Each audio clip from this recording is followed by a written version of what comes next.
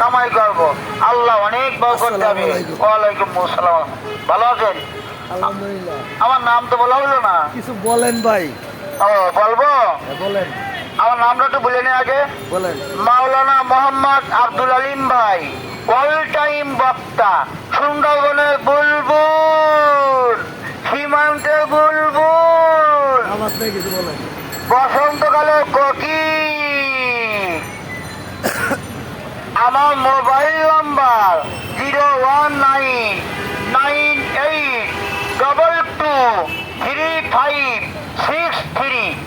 বাংলাদেশে যে প্রান্তে কোরআন থেকে হাদিস থেকে কোরআনের আলোচনা হবে, আপনারা দয়া করে আমার নাম্বারে ফোন দিবেন।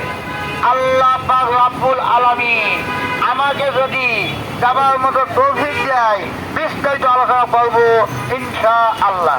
ফজরের নামাজ থেকে কাজ শুরু করলেন। হে আল্লাহ বান্দা, যারা ফজরের নামাজ পড়ে কাজে নামবেন, ইমানের ঝামটা নিয়ে কাজ করবেন।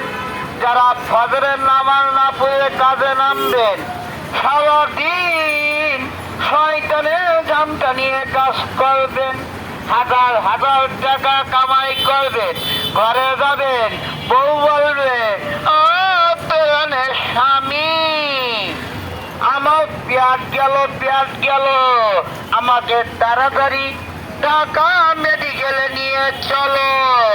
ডাক্তার সাহেব বলবেন, এ মা জি ভক্তি করো। কিছুক্ষণ পরে ডাক্তার সাহেব পরীক্ষা দিবেন, পরীক্ষা রিপোর্ট খারাপ হবে।